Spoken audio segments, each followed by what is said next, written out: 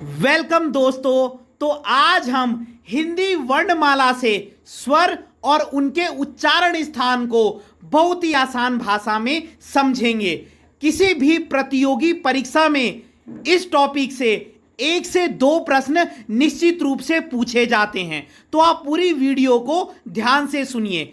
सबसे पहले हमको ये पता होना चाहिए कि स्वर किसे कहते हैं। तो जो वर्ण स्वतंत्र रूप से बोले जाते हैं उन्हें स्वर कहते हैं। बहुत ही आसान और छोटी सी परिभाषा है। जो वर्ण स्वतंत्र रूप से बोले जाते हैं, जो वर्ण स्वतंत्र रूप से बोले जाते हैं उन्हें स्वर कहते हैं। अब है स्वरों की संख्या कितनी है।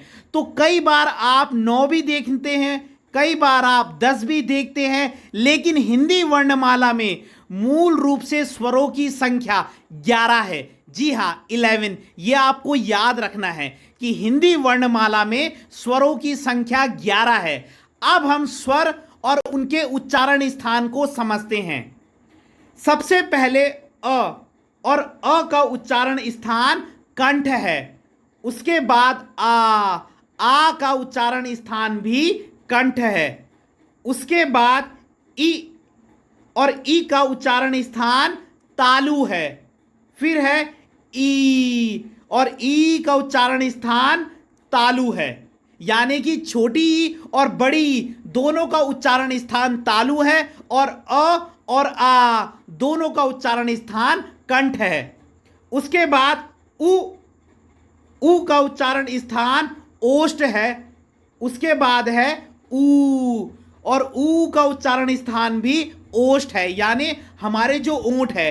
तो छोटा ऊ और बड़ा ऊ दोनों का उच्चारण स्थान ओष्ठ है। उसके बाद री का उच्चारण स्थान मूर्धा है। जी हाँ, री का उच्चारण स्थान मूर्धा है। अब आप बोलोगे सर मूर्धा किसे कहते हैं, तो आप ट बोलिए। ट, ठ, ड, ढ, जहां पर हमारी जीभ लग रही है वही स्थान मूर्धा है। ट, ठ, ड, ये सब बोलिए आप वर्ण। ट से टमाटर होता है जो, तो ट, ठ, ड, यहां पे जहां पे हमारी जीभ स्पर्श कर रही है वही स्थान मूर्धा है। उसके बाद है ए, और ए जो है कंठ प्लस तालु से मिलकर इसका उच्चारण होता है, यानी इसे हम कहते हैं कंठ तालव्य, क्योंकि इसमें गले का भी योगदान है और तालु का भी। ठीक है। उसके बाद है ए, और इसका उच्चारण स्थान भी कंठ तालव्य है, यानी कंठ प्लस तालु।